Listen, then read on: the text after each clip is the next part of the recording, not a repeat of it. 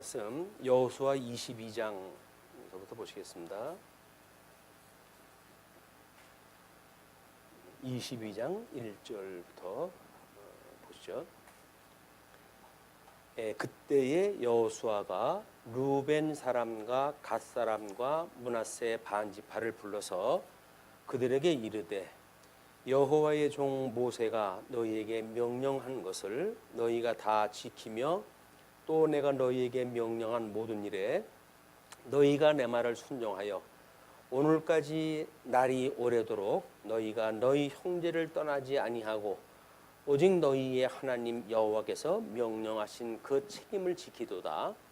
이제는 너희의 하나님 여호와께서 이미 말씀하신 대로 너희 형제에게 안식을 주셨으니 그런즉 이제 너희는 여호와의 종 모세가 요단 저쪽에서 너희에게 준 소유지로 가서 너희의 장막으로 돌아가되 오직 여호와의 종 모세가 너희에게 명령한 명령과 율법을 반드시 행하여 너희의 하나님 여호와를 사랑하고 그의 모든 길로 행하며 그의 계명을 지켜 그에게 친근히 하고 너희의 마음을 다하며 성품을 다하여 그를 섬길지니라 하고 여호수아가 그들에게 축복하여 보내매 그들이 자기 장막으로 갔더라. 일단 6절까지 보셨습니다. 22장 내용은 지금 두 지파반의 귀환의 역사입니다. 늘 우리가 좀 이상하게 생각이 들어요. 왜냐하면 하나님께서 이 요단강을 건너서 가나안 땅에 들어가도록 하는 것, 여기 하나님이 약속하신 가나안 땅이거든요. 이걸 안식의 땅인데 젖과 꿀이 흐르는 땅이고, 이스라엘 백성들을 애굽으로부터 출애굽을 해서 광야 40년을 살게 하시다가 이제 세대를 교체했다 해가지고 들어가게 하시는 게 지금 이제 하나님의 출애굽의 역사란 말이에요. 그러면 하나님께서 이 가나안 땅의 12지파, 우리 이 12지파를 언약자손이라고 이렇게 이야기를 했거든요. 언약자손이다.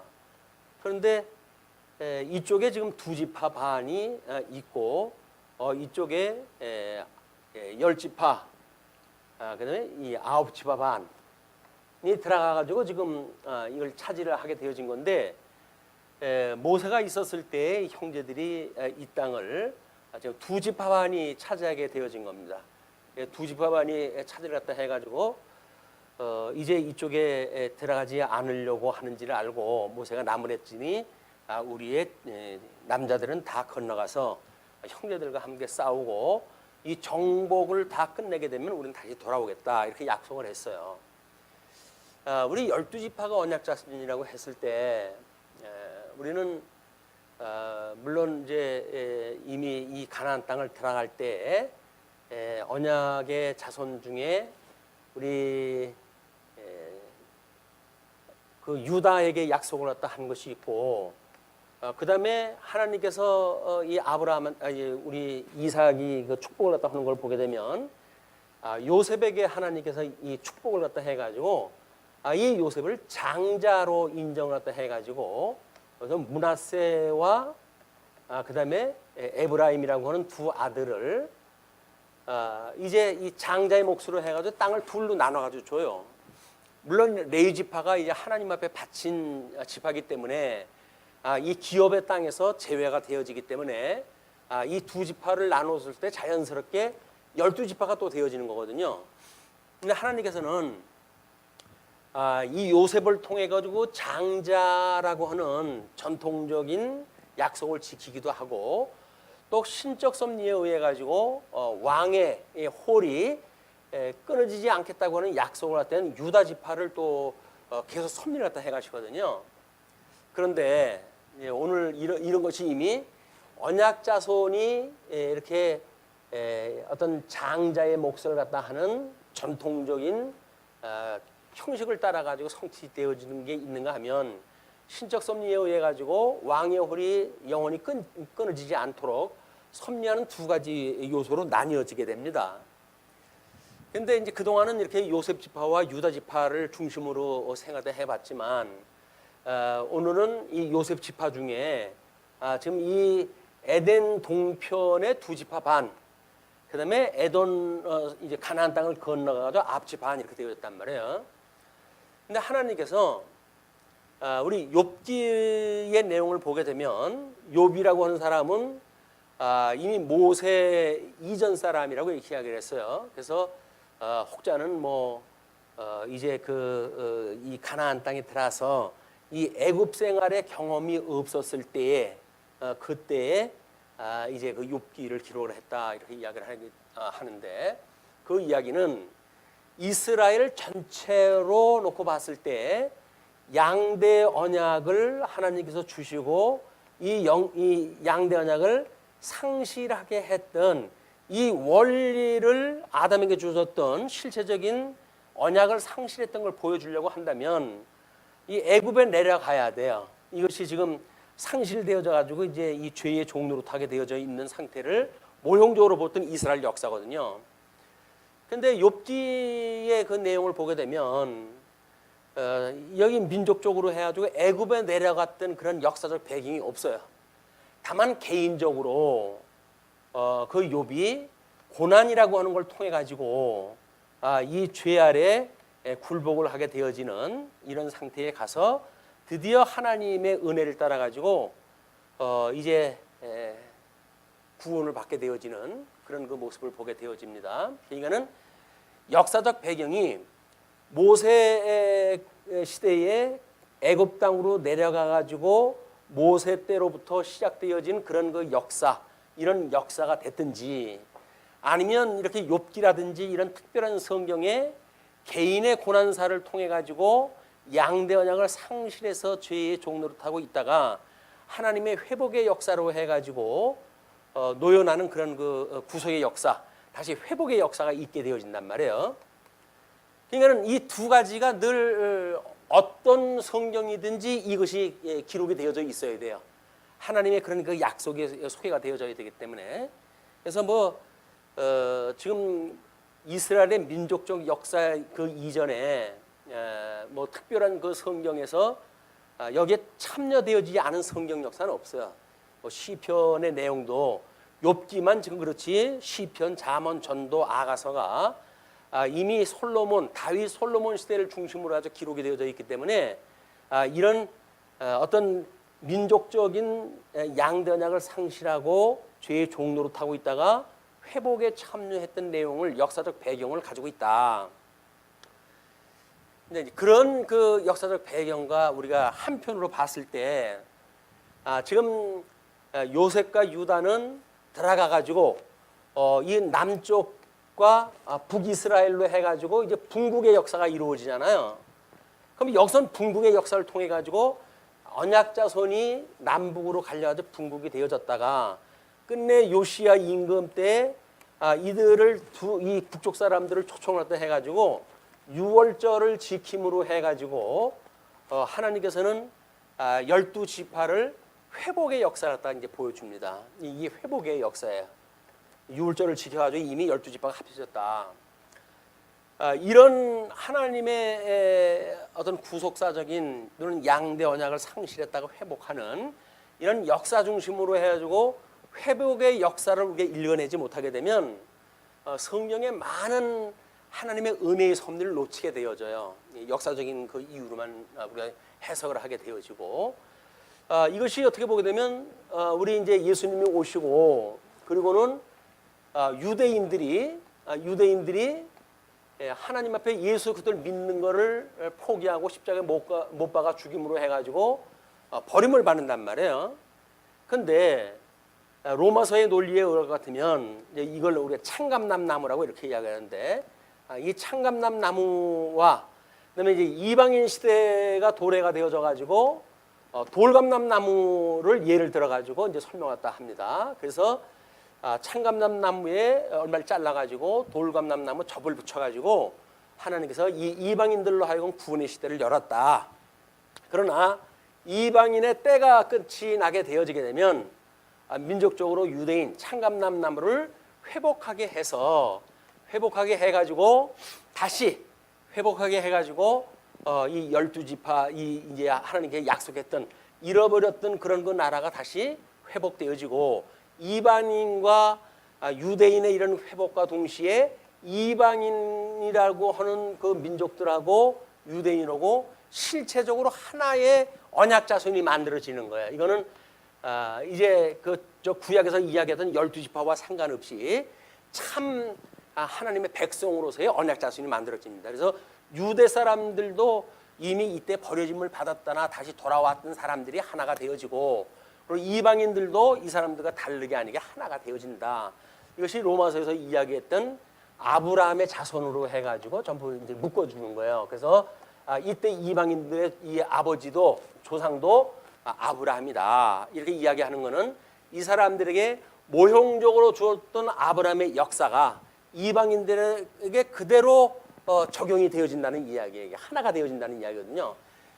직접적으로 유대인이라고 하는 전 민족적인 역사를 통해서 깨닫게 되어지는 사람들이나 아니면 아담에게 주어졌을 법의 체계에 의해 가지고 이방인들은 양심의 법을 따르고 있던 사람들이거든요. 그래서 이제 우리 웨스트민스터에는 그렇게 나옵니다. 인간이 어떤 법을 지켜야 되느냐라고 이야기했을 때 우리 창세기 1장 28절에 이야기했던 도덕법을 지켜야 된다 이렇게 이야기할 때 해요. 그건 뭐냐면 유대인들한테는 율법이라고는 법을 주었잖아요. 이방인들한테는 이 법이 어떤 있는 바깥에 있는 사람들이었단 말이에요. 그러니까 그 사람들에게 하나님께서 이 사람들에게는 양심의 법을 주어가지고 자기네들이 죄인이라고 하는 걸 깨닫고 그리고 예수 그리스도로 말미암아 회복되어졌다고 하는 걸 신앙 고백하도록 선진했다 하신단 말이에요.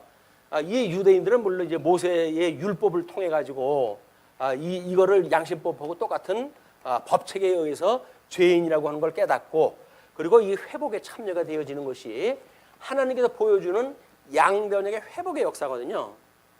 이건 이미 예수님이 오시게 되면 민족적으로 구분이 있을 수가 없어요. 실체적으로 이제 우리 노아의 홍수 이후에 세 아들에게 주어졌던 그 복의 내용은 셈의 후손에서 일어나는 아브라함의 모형적으로 보여주는 이 역사뿐만 아니라 그 위의 아들들에게도 다 포용되는 실체적 섭리라는 겁니다. 이게 실체적 섭리예요. 그래서 우리가 창세기 1장 28절에서 가죽옷을 해입혀가지고 이제 이 에덴 동산에 들였다가 창세기 2장 28절에 그 약속대로 근본 언약을 따라가지고 이제 가나안 땅에 에덴 동산에서 하나님께서 선과 악을 알게는 과일나무리와 열매를 따먹으면 죽는다 그러잖아요. 그걸 따먹고 결국은 상실되어졌던 거예요.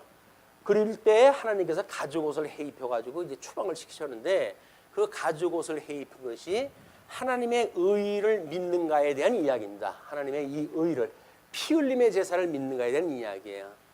그때 뭐 양을 잡아가지고 이 가죽옷을 해입혔다고 한다면 이미 피 흘린 제사를 통해 가지고 이제 이 하나님의 의의 옷을 입도록 되어진 거니까.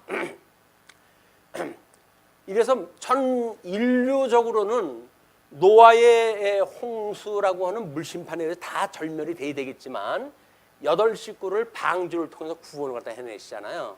요게 요 의의 완성이 전 인류에 대한 구원을 예표적으로 보여주는 모습이란 말이에요. 근데 이제 이 아브라함 때 와가지고 모형적으로 이 역사가 진행이 되다 보니까 구원의 역사가 마치 이스라엘에게만 있는 것으로 보여지잖아요. 근데 이스라엘에게 보여줬던 이거를 모형적이라고 이렇게 이야기를 한 겁니다. 모형적. 근데 이것은 예표로서의 모형적인 일이기 때문에 이것이 절대적일 수가 없는 거예요. 그래서 우리 예수님이 오시고 나서는 저 모형적인 모든 역사가 이 실체적인 역사에 하나가 되어진다. 그래서 유대인이나 이방인이나 이제 하나의 인류가 되어지는 게 하나님의 언약 자손이 되어져 가지고 이제 요한계시록에서 이제 이 구원받은 백성들을 12지파를 통해 가지고 쭉 해가지고 14만 4천이라고 하는 언약 자손 숫자가 나오는 거거든요. 그 언약 자손도 14만 4천이라고 해가지고 이 14만 4천이라고 숫자대로 이루어진다는 게 아니죠. 이미 12라고 하는 완전수에다가 12를 갖다 곱해줘가지고 또 많은 수에 1000을 곱해가지고 그래서 14만 4천이라고 하는 상징적인 숫자가 나왔기 때문에 이렇게 예수님으로 말미암아 실체적으로 구원의 역사가 이루어져서 하나님의 신령한 이제 그 백성이 되어진 것이 14만 4천이라는 이야기예요. 이거를 뭐 신천지처럼 마치 14만 4천이라고 하는 실체적인 숫자가 이런 상징적인 의미가 아니라 직접 각 지파별로 된다고 생각이 들어가지고 뭐 각 동네에다가 뭐 무슨 지파 해가지고 전부 차려놨더라고요. 그래가지고는 14만 4천이 들어가기 전까지는 뭐 열심히 뛰었잖아요. 근데 이미 20만이 넘었대요. 그래서 14만 4천이 넘었다고 한다면 그러면 구원받거든 그 사람 이외에는 여기 어떻게 들어가냐. 이런 거 문제 때문에 이제 그것도 뭐 성경의 해석을 뜯어 고쳐가지고는 이 숫자가 넘어가도록 되어지게끔 이제 이걸 만들어 놓은 거예요. 이거는 숫자 가지고 장난치는 거는 기독교가 아닙니다. 이런 것들은 우리가 이런 실체적인 원리가 무엇인지를 모르게 되면 저 아담으로부터 주었던 신령한 복이 무엇인지 또는 예수 그리스도가 우리에게 주셨던 이 놀라운 은혜의 섭리가 무엇인지를 우리가 알지 못하게 되면 이렇게 모형적인 것 또는 숫자에 가난한 것 어떤 문자에 속해져 있는 것 이런 거에 속해져 가지고 전체를 읽어내지 못하는 거예요. 이게 미혹자들의 끊임없는 미혹입니다. 우리한테 그 음욕운세가 미혹을 당하게 하는 일이기 때문에 우리가 어떻게 이 실체적인 예수 그리스도로 말미암아 유대인이나 이방인이 하나다라고 하는 개념으로 우리가 이해한다고 하는 그거는 매우 중요한 일입니다. 그래서 이제 이 요한계시록에서 이루어진 실체적인 섭리에는 유대인이나 이방인이나 구분을 만들어서 하지는 않고 실체적으로 전 인류를 하나의 언약 자손으로 만들어낸다. 이걸 만들기 전에 이제 이런 그 일들이에요. 그러면 이렇게 두 지파반은 지금 요단강을 건너갈 때 남자들만 대표로 지나갔기 때문에 그 사람들은 요단강을 건넌 이 애굽에서 나와서 강야에서 출생이 되어진 사람들이 지금 이쪽으로 들어갔기 때문에 요단강을 건너가는 안식을 대표들만 누렸죠. 대표들이 누려가지고 다시 귀환을 갖다 해야 여기서 이쪽 지역 먼저 차지한 걸 차지하고 살아갈 거 아닙니까? 그러니까는 그걸 이 가장들 여기서 가장들을 보내가지고 하나의 언약 자손이라고 하는 걸 보여줬다. 그렇게 보여주시면 이제 그렇게 하면 왜 두 지파반은 요단 동편에다 두셨을까라고 하는 의문이 이제 해결이 될 것 같아요. 그 이야기는 이렇게 분국이라고 하는 그런 섭리가 끊임없이 다각적으로 일어납니다. 그럼에도 불구하고 하나님께서는 이거를 하나로 회복하는 역사를 필히 보여주셔가지고 12지파를 하나로 묶어내는 일을 끊임없이 하시는 거예요, 이게. 근데 이걸 놓치게 되면 여기서 이 유대인들도 마찬가지죠. 예수님을 믿지 않아가지고 버렸던 사람들이 있는가 하면 언젠가는 다시 회복이 되어지는 사람들이 있는데 이 사람들이 민족적 회개가 올 때 마지막 때라고 이렇게 이야기를 하지 않았어요?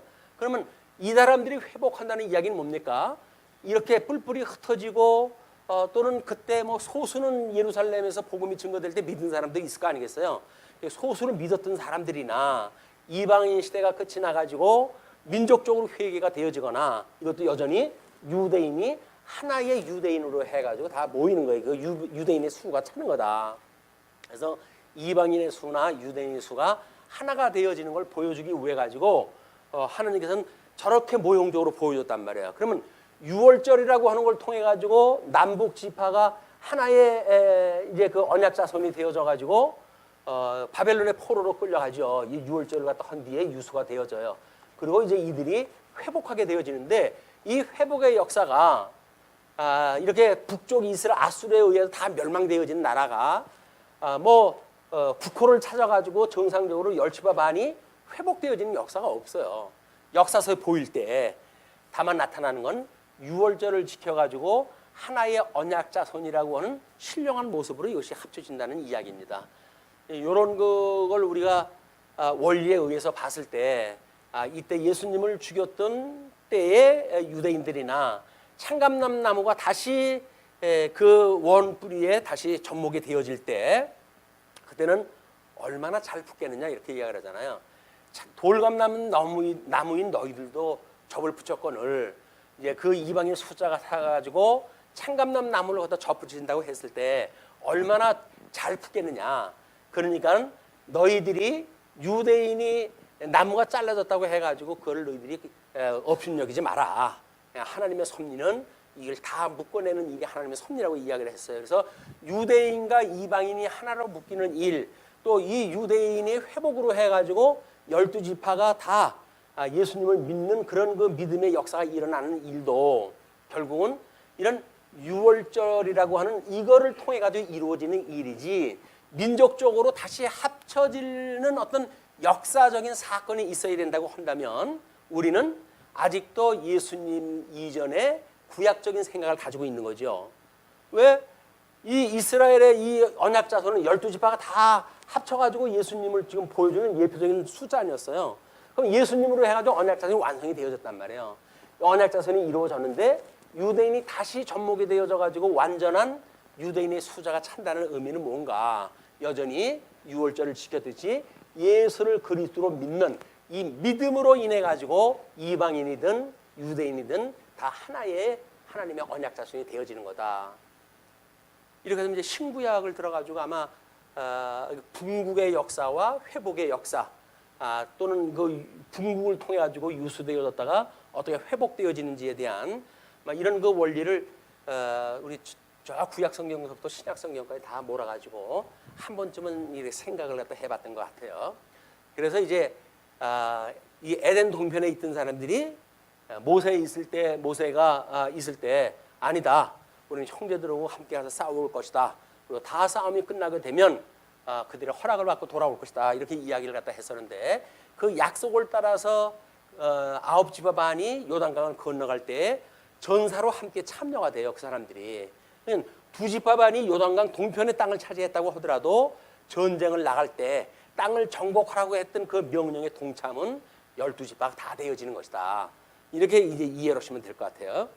그래서 이제 22장 1절서부터 9절까지가 루벤, 갓, 므낫세 반지파의 귀환을 이야기를 하는 겁니다. 자, 그렇게 우리 6절까지 이제 아까 읽었던 대로고, 그래서 여호수아가 그들에게 축복을 해가지고 보내는데 그들이 자기 장막으로 이제 가는 거 아니에요? 이런 서론적으로 해가지고 크게 이 두 갈식으로 해가지고 이 설명이 끝난 뒤에 7절에서부터 그걸 세분화해가지고 이렇게 설명을 합니다. 므낫세 반지파에게는 모세가 바산에서 기업을 주었고, 그 남은 반지파에게는 여호수아가 요단 이쪽 서쪽에서 그들의 형제들과 함께 기업을 준지라.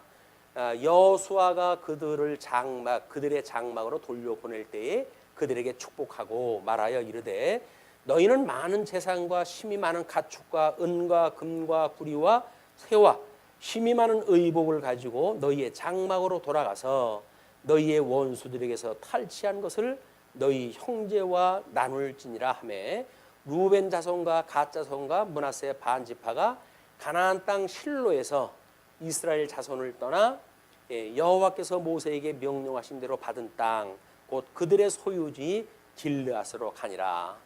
그래서 이제 요단강 건너가지고 자기의 가족의 품으로 돌아가게 되어집니다. 그게 한마디로 흩어졌던 가족이 모이는 회복의 역사이기도 하고, 또는 가나안 땅의 대표로 건너갔다가 그 9지파 반하고 함께 땅을 차지했던 이런 하나님 앞에 그 일을 다 하고 돌아오는 그런 걸로 해가지고 12지파의 또 전체적인 통합을 또 이야기다 하고 회복의 역사를 섭리하는 이야기도 합니다. 하나님의 이 회복의 역사야말로 예수 그리스도의 부활 사건 아니겠어요? 이게 예수 그리스도의 부활 사건이기 때문에 이 부활되어진 예수 그리스도의 사건을 부활 전에 어떤 육적 개념으로 해가지고 성경 해석을 본다는 것은 매우 유감스러운 일이에요. 그래서 끊임없이 예수님께서 율법과 선지가 곧 나에 대해서 증거한 것이다 라고 이야기했던 것은 육적 개념으로 설명되었던 모든 방식은 나를 통해 가지고 실체적으로 온전케 되어진다는 이야기거든요. 어떻게 온전케 이루어지는가를 우리가 이렇게 예수님 사건으로 이해가 되어져야 여기서 뭐 남녀의 구분이니 뭐 동인 서인의 구분이니 유대인이나 이방인의 구분이니 이런 것들을 뛰어넘는 초월되어진 개념으로서의 언약자손인 걸 우리가 알게 되어지는 거예요. 이게 성도의 교제라고 이렇게 이야기를 합니다. 교제. 이 교제를 어떻게 할 것인가? 이 교제가 온전히 되어졌을 때 우리 뭐 오전에도 그런 이야기를 했지만 예를 들어서 이제 뭐 이 왕과 백성들과의 관계라든가 또는 주인과 종과의 관계라든가 남편과 아내의 관계라든가 이런 것들이 전부 종속적인 관계라고 그러지 않았어요? 그러나 이 주 안에서 봤을 때 육적인 방법으로 해서는 질서가 이런 그 수직적인 질서가 있어져야 돼요.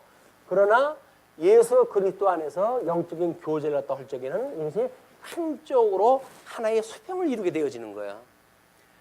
이런 원리를 놓치게 되면 이런 육적 관계, 육적 관계로 해가지고는 아직도 우리가 질서가 있는 거 아닙니까? 이게 질서를 따라서 우리가 교회 생활을 하고 신앙생활을 하는 거예요. 예수를 믿는다 그러는데 뭐 너도 하나님의 자녀고 나도 하나님의 자녀인데 너 머리가 희든지 나처럼 검든지 이게 무슨 상관이냐? 이렇게 해가지고 맘먹자고 하게 되면 육적 질서가 깨져버리는 거예요.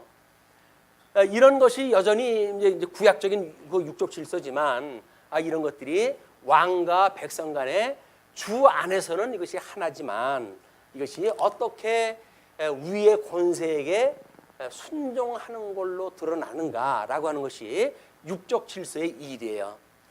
성경에 우리 이제 이스라엘 백성들의 뭐 이야기를 보아더라도 아마 뭐 저 아는 여기서 이제 룻기를 뭐 특강할 때 했다고 이렇게 이야기를 하는데, 자 이제 룻이라고 하는 룻기에는 주인공이 누굽니까?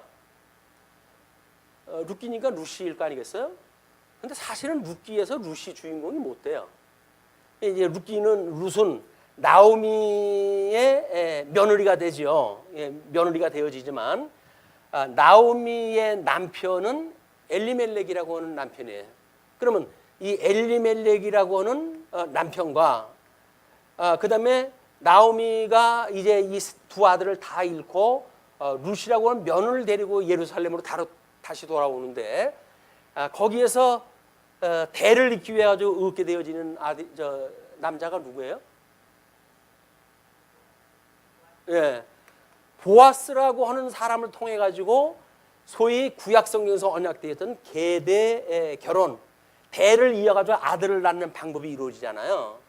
그런데 나오미가 나오고 룻이 나오고 이 사람들이 주인공이라고 하는데 성경에서는 보아스를 통해 가지고 여기서 다윗이라고 하는 왕이 나왔더라라고 이야기가 끝이 나고 말아요. 그럼 주인공은 보아스가 돼야 되는 거 아니겠어요? 이게 육적 아들로 다윗이 나오니까. 여기서 유대를 통해 가지고 이 왕의 홀이 끝나지 않는다고 하는 약속은 이걸 통해서 이루어지는 거예요. 그러나 나오미 가정에 엘리멜렉의 대를 갖다 잇는 거는 이 보아스를 통해 가지고 여기서 아들을 낳게 되지 않습니까? 그 아들을 나오미가 아들을 낳았다 이렇게 이야기를 해요. 그러니까 이렇게 육적으로 해서 설명되어지는 거나 이렇게 해서 신적으로 해가지고 하나님께서 이 대가 끊어진 거를 모세 오경의 그 언약대로 해가지고 계대 결혼을 통해 가지고 대를 잇는 일은 이거대로 또 이루신단 말이에요. 이 두 개가 이루어지는 것이 끊임없이 하나님께서 섭리를 갖다 해가지고 두 가지 측면이에요.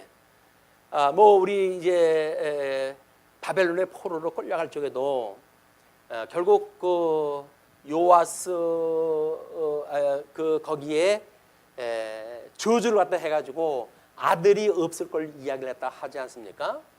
그런데도 불구하고 그 성경에 보게 되면 그 혈통을 따라가지고 왕이 쭉 나오는 게 소개가 돼요. 그럼 저주를 갖다 했는데 어떻게 이게 가능할까?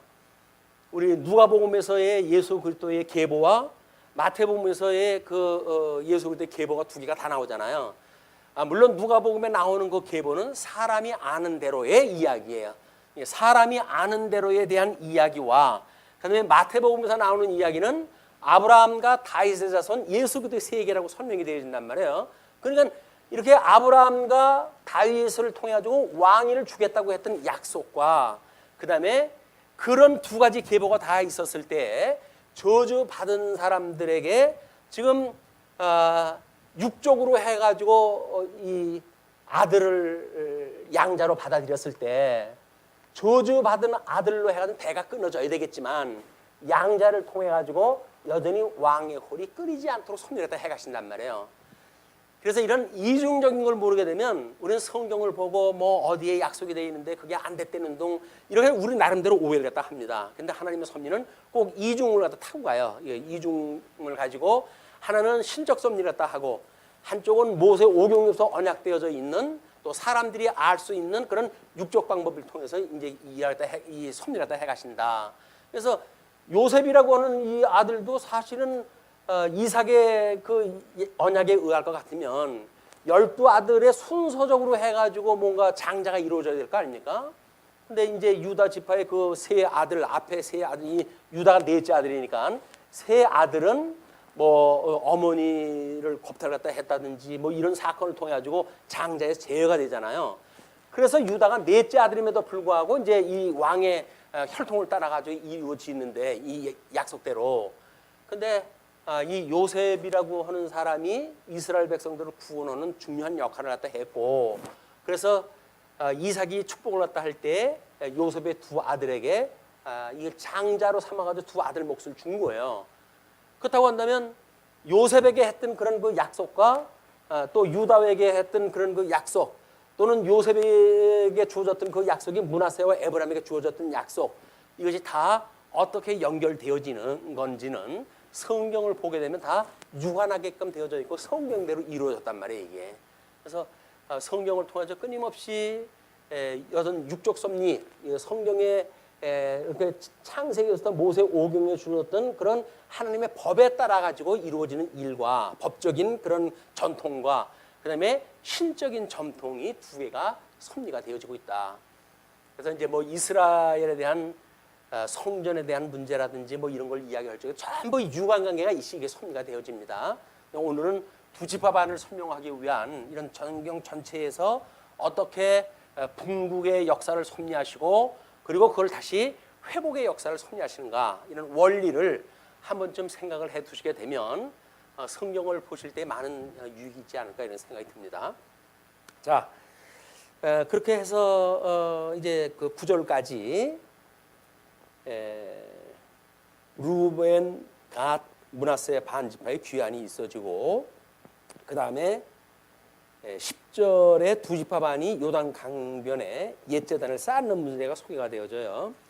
루벤 자손과 므낫세 반지파가 가나안 땅 요단 언덕가에 이르자 거기서 요단가에 제단을 쌓았는데 보기에 큰 제단이 있더라. 요단을 건너가면서 거기서 제단을 쌓은 거예요.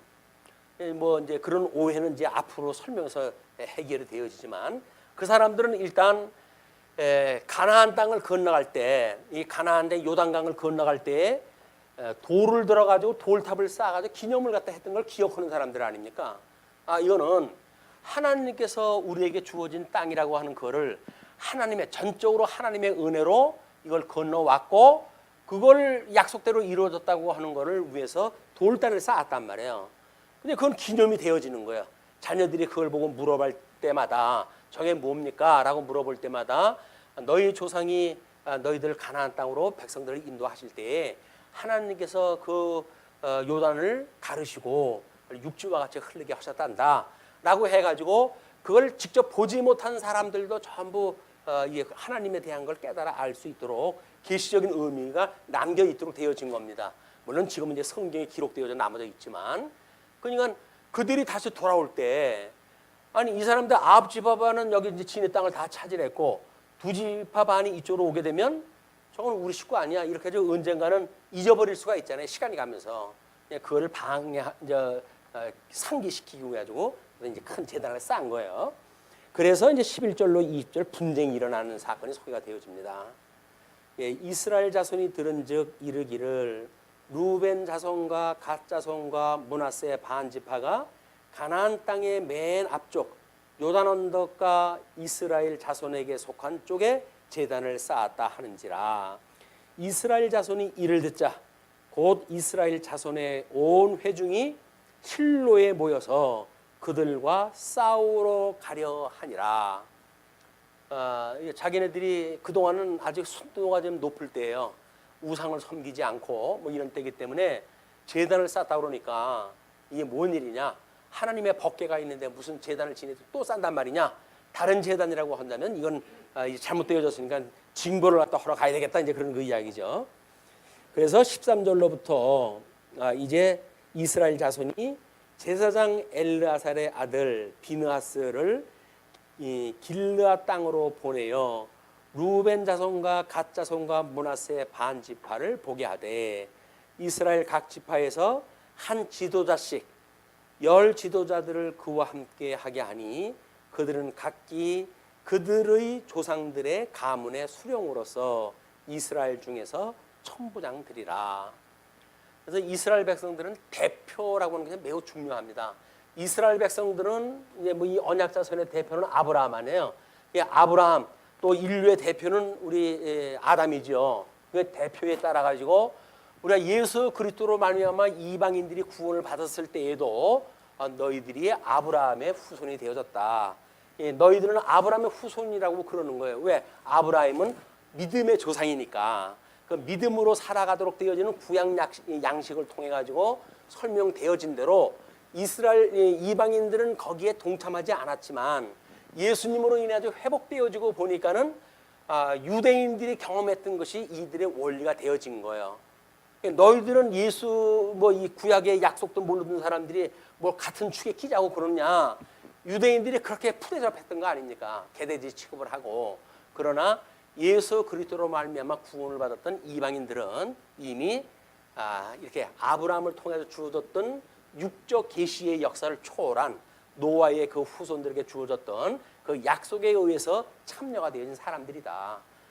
그래서 이걸 하나로 묶어내는 일이 우리한테 중요한 거예요. 이렇게 봤을 때 이걸 어떻게 주 안에서 하나라고 하는 원리가 상통되어지는가, 그리고 육적으로 해가지고 또 어떻게 질서가 이것이 그대로 잡혀져 가는가, 이것이 두 개가 다 정리가 되어지는 겁니다. 그래서 우리가 영적으로 해가지고는 이미 예수 그리스도 안에서 하나의 지체란 말이에요. 이게 같은 지체예요.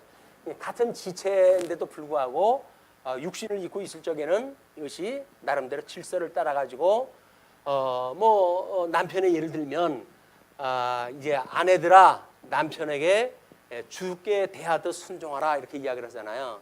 남편에게는 아내들을 내 몸과 같이 사랑하라 라고 이야기하고 하는 그런 사랑이라고 하는 관점으로 해가지고 영적 개념이에요. 그러나 순종하라, 아내들에게 남편에게 순종하라 라고 하는 그 이야기는 육적 질서를 이야기하는 거란 말이에요. 주 안에서 하는데 내가 너한테 왜 순복해야 돼? 라고 만약에 한다고 하면 막가자는 거죠. 예수 그리스도에서 막가자는 이야기예요. 이게 뭐 너나 나나 똑같이 구원받았는데 네가 왜 나한테 갑질이야? 뭐 이렇게 이야기를 하게 되면 계시로서의 의미를 갖다 반감되어지는 거예요. 구원을 받았느냐 받지 않았느냐라고 하는 협의적인 거에 매여 가지고 이 전체적인 원리를 놓치게 되어지는 거다. 그러나 우리가 이 질서를 알게 되어진다고 한다면 우리가 스스로 낮아지는 자리에 있게 되어지는 일, 이 낮아지는 자리에 있게 되어지는 일이 그리스도의 비하의 신분을 인정하는 거 아닙니까? 그리고 우리가 높은 자리에 있다고 하는 걸 이제 깨닫게 되어지는 것이 예수 그리스도의 승기의 신분을 인정하는 일이란 말이에요. 이건 요즘 이제 뭐 카페에다 소개되는 이제 그 웨스트민스터 대요리 문답에 대한 걸 이야기할 때 왜 그리스도여야 되는가? 우리의 중보자는 왜 그리스도여야 되는가라고 하는 걸 이렇게 이야기를 합니다.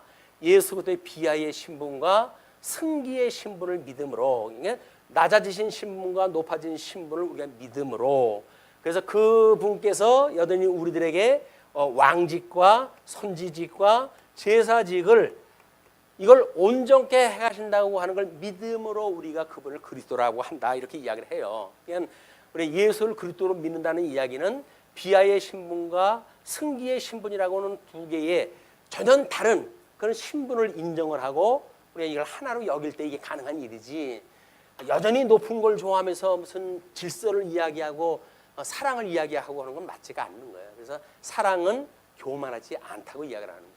사랑은 교만할 수가 없어요.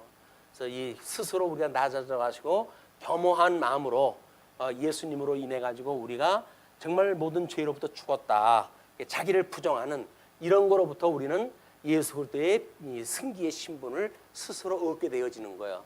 우리는 철저하게 낮아지는데도 불구하고 상대방이 우리들을 보는 그런 그 해석은 낮아지는 모습을 본 게 아니에요. 비하의 신분을 보는 게 아니에요.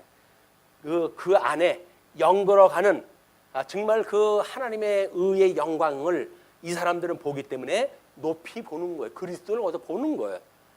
그런데 우리는 실질적으로 육신적으로 해가지고는 낮게 살지요. 가난하게 살지요.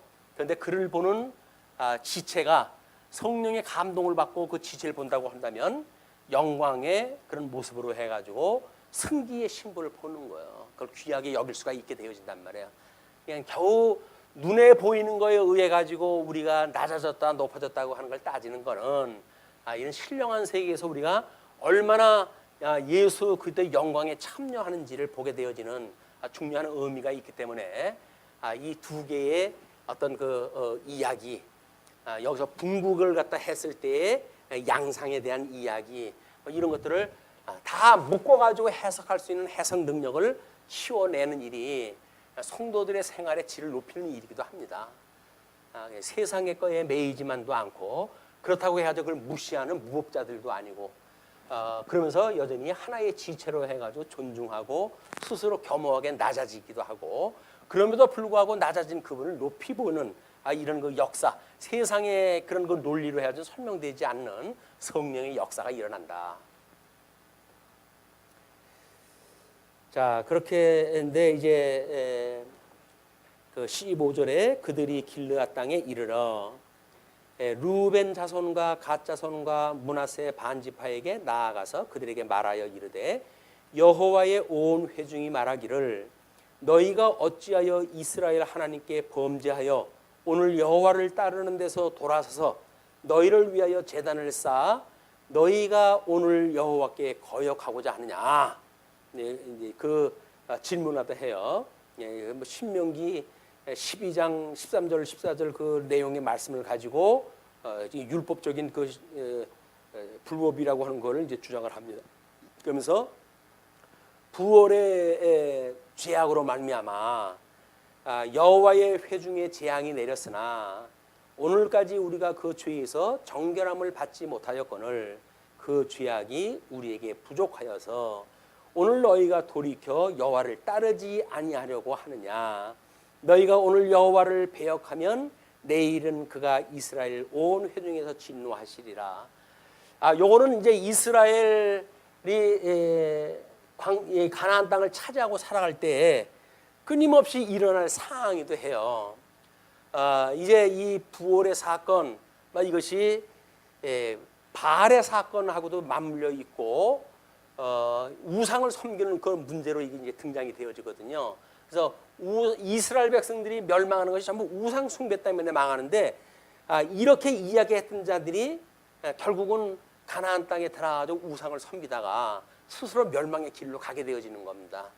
전부 씨가 되어지는 말의 씨가 돼가지고 자기네들이 이렇게까지 이야기를 했다 했는데 자기 후손들이 나중에 다 율법을 어기고 우상을 섬기니까 하나님 그걸 어떻게 해야 되겠어요? 다 무너뜨려야겠죠. 그래서 이 바알이라고 하는 이 사상, 이 바알이라고 하는 그런 그 사상이나 부월에서 있었던 그 사건은 요한계시록에서 명시로 그대로 고발했다 합니다. 그 이야기는 뭐냐면 예수 이외에 다른 어떤 인간적 의의를 주장하던 자들, 이런 자들의 멸망을 이야기하는 거거든요. 그래서 일곱 교회가 온전케 그 머리 대신 예수 그리스도를 믿지 아니하고 인본주의적인 어떤 그런 생각을 가지고 있다고 한다면 그것이 곧 교회를 어지럽히는 일이고 적그리스도들이 우리를 끊임없이 미혹하는 일이에요. 눈에 보이는 사건을 통해 가지고 우리를 미혹하는 일, 그것이 바로 발람의 사건이기도 하고 그다음에 이스라엘 백성들이 이제 가나안 땅 들어오게 되면 우상을 섬기게 되어지는 극적인 그런 역사적인 일들이 있게 되어진데 그런 그 일들을 요한계시록에서는 그걸 그대로 고발했다 하고 있다. 자, 이제 그렇게 해서 19절에 이렇게 이야기를 합니다. 그런데 너희의 소유지가 만일 깨끗하지 아니하거든 여호와의 성막이 있는 여호와의 소유지로 건너와 우리 중에서 소유지를 나누어 가질 것이니라. 오직 우리 하나님 여호와의 제단 외에 다른 제단을 쌓음으로 여호와를 거역하지 말며 우리에게도 거역하지 말라. 하나님께서 이미 에덴 동쪽에 세 군데의 도피성을 이미 다 만들고 그랬잖아요. 그리고 모세가 이걸 언약의 땅으로 주었잖아요. 그렇기 때문에 이거는 하나님의 명령에 의해서 되어진 거예요. 근데 이거를 잘못 해석한 건 뭐냐면 그 가나안 땅 요단을 건너가기 전에 제단을 쌓았다고 하는 것 때문에 시비가 벌어진 겁니다. 이 제단을 쌓았다고 하는 그런 그 이유가 뭐냐라고 해가지고 이 이야기를 하는 건데, 그래서 그때 세라의 아들 아간이 온전히 바친 물건에 대하여 범죄함으로 이스라엘 온 회중에 진노가 임하지 아니하였느냐. 그의 죄악으로 멸망한 자가 그 한 사람만이 아니었느니라.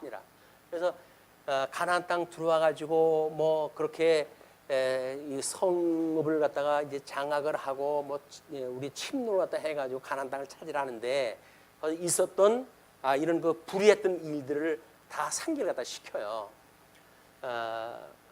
물론 이 일은 어떻게 보게 되면 이 사람들은 이 두 지파 반이 여기에다가 그 신상을 세움으로 해가지고 너희들고 우리고 한 나라의 언약 자손이야 라고 하는 걸 상기시키는 이야기였다고 한다면, 이 사람들은 이거를 신앙적인 모습으로 보아가지고 예루살렘 성전에 또 다른 성전을 세운다고 하는 걸 본 거 아니에요. 이게 그런 걸로 본다고 하면 영적인 거나 육적인 걸로 해서 같은 원리를 가지고 있다. 이게 그래서 어떻게든지 이게 잘못되어진 거를 깨닫게 되어지는 기억이 되어질 거고, 이제 변명을 통해 가지고 그 이유를 알게 되어질 거니까 그걸 알게 되어지기도 하고, 또 그걸로 인해 가지고 두 지파 반이 오랜 동안 여기 와 가지고 잃어버릴 때가 된다 할지라도 하나님께서 이거를 기억나게 하신다. 하나님께서 하나의 지파로 주었다고 하는 걸 기억나게 하는 역사를 섭리해 가실 겁니다. 자, 그러면 21절로 29절까지 두 지파 반의 해병이 이제 소개가 되어져요.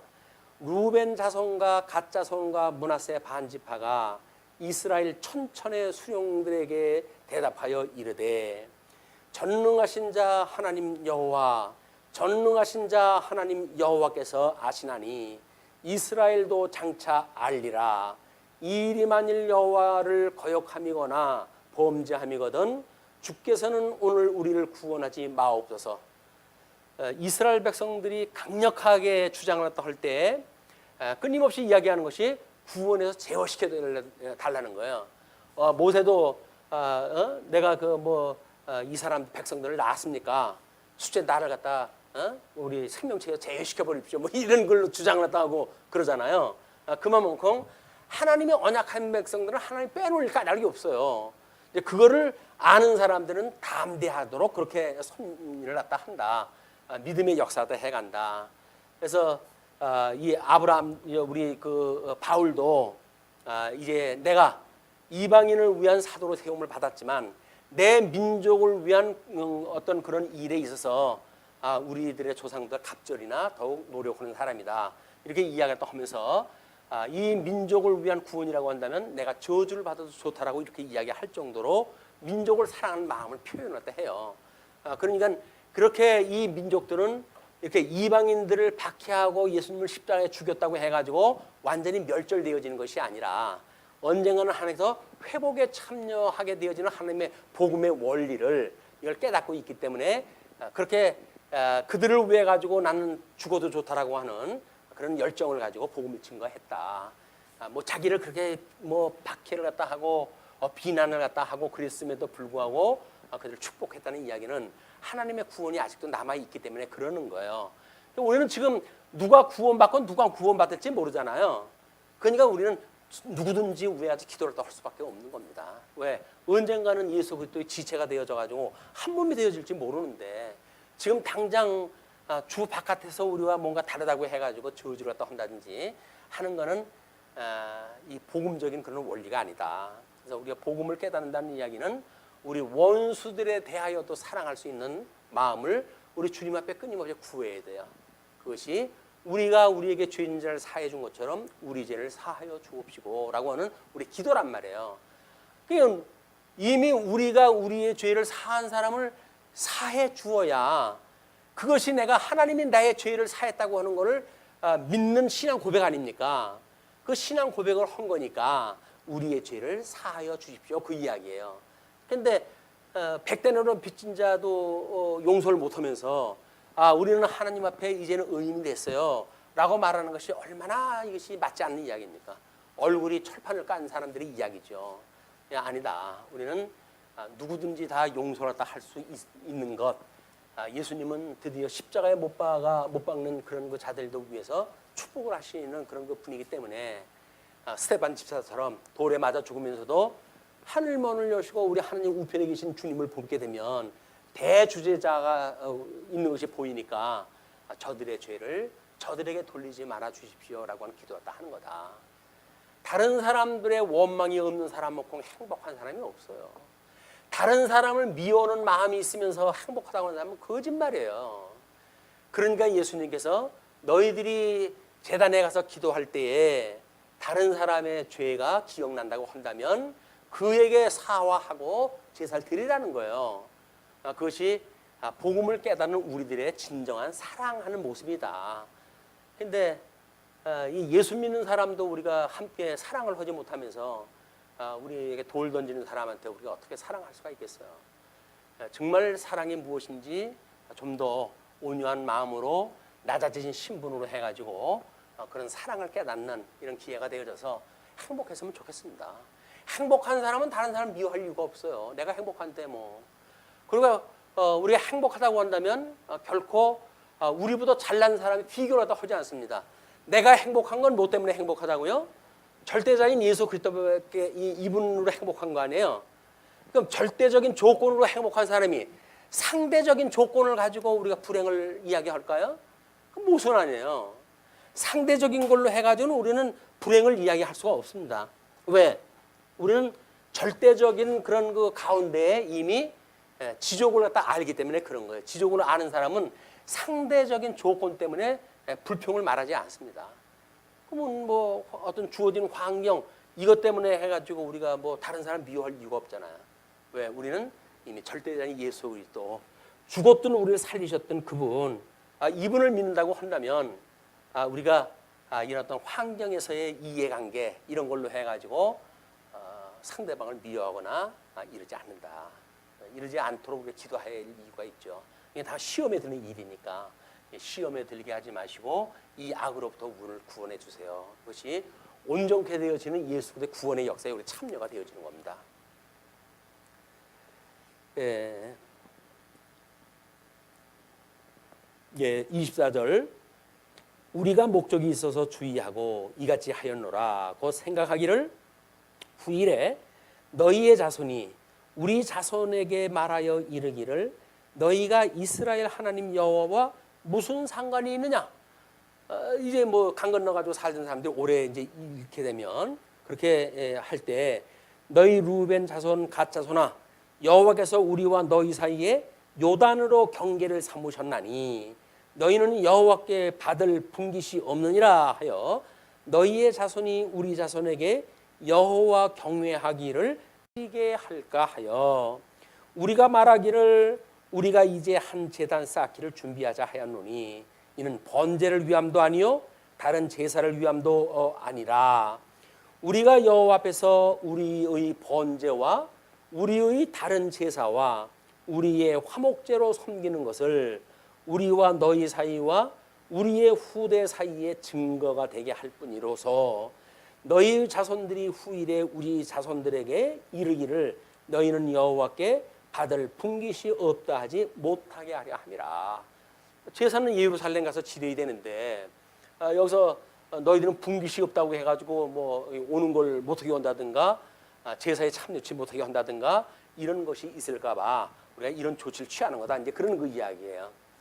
그래서 28절 우리가 말하였거니와 만일 그들이 후일에 우리에게나 우리 후대에게 이같이 말하면 우리가 말하기를 우리 조상이 지은 여호와의 제단 모양을 보라. 이는 번제를 위한 것도 아니요 다른 제사를 위한 것도 아니라 오직 우리와 너희 사이의 증거만 되게 할 뿐이라.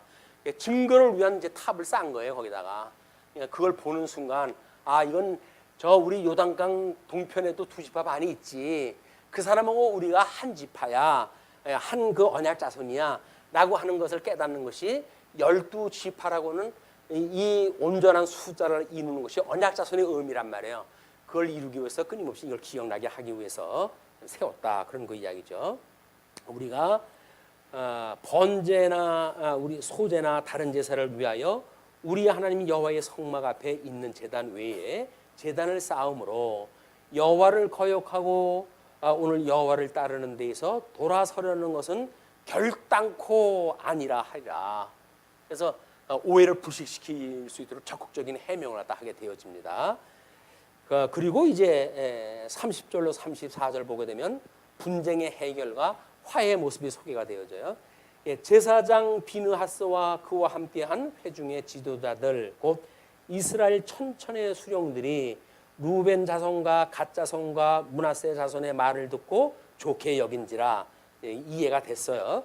제사장 엘르아살의 아들 비느하스가 루벤 자손과 갓 자손과 므낫세 자손에게 이르되 우리가 오늘 여호와께서 우리 중에 계신 줄을 아노니 이는 너희가 이 죄를 여호와께 범하지 아니하였음이니라.